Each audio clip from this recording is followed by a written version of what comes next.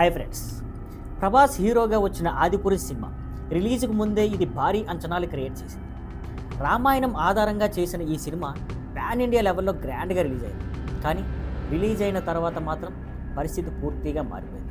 ఎందుకు ఫ్లాప్ అయిందో? డైలాగ్స్ చాలామంది ఆడియన్స్కి రొటీన్ సీరియస్ టోన్కి తగ్గట్టు లేకుండా అనిపించింది. విఎఫ్ఎక్స్ హాలీవుడ్ లెవెల్ అని చెప్పిన స్క్రీన్పై కనిపించినప్పుడు చాలామందికి అంచనాలకు తగినట్టుగా అనిపించలేదు. క్యారెక్టర్స్ ప్రజెంటేషన్, ముఖ్యంగా రావణుడు, హనుమంతుడు లాంటి పాత్రలను చూపించిన తీరు ఫ్యాన్స్కి నచ్చలేదు. ఇప్పుడు తొలిసారి డైరెక్టర్ ఓం రౌత్ రియాక్ట్ అవుతూ ఆయన చాలా నిజాయితీగా చెప్పారు. మేము చాలా శ్రద్ధ పెట్టాం, ప్రతి ఫ్రేమ్ మీద కష్టపడ్డాం, కానీ ఫలితం మనం అనుకున్నట్టుగా రాలేదు. ఆడియన్స్ ఫీడ్బ్యాక్ని గౌరవంగా స్వీకరిస్తున్నాను, తప్పులు ఎక్కడ జరిగాయో గుర్తించి వాటి నుంచి నేర్చుకుంటాను అని. ఫ్రెండ్స్, ఇది నిజంగా ఒక పెద్ద విషయం.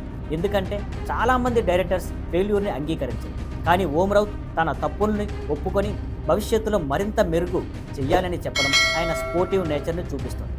ఆదిపురుష్ ఒక ఫెయిల్యూర్ అయినా ఆ సినిమా ద్వారా డిస్కషన్స్, లెర్నింగ్స్ మాత్రం చాలా వచ్చాయి.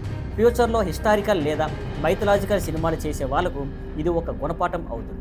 చివరగా ఫ్రెండ్స్, మీరు చెప్పండి, ఆదిపురుష్లో మీకు ఎక్కడ తప్పు అనిపించింది, ఎక్కడ బాగా చేశారు అనిపించింది కామెంట్స్లో చెప్పండి.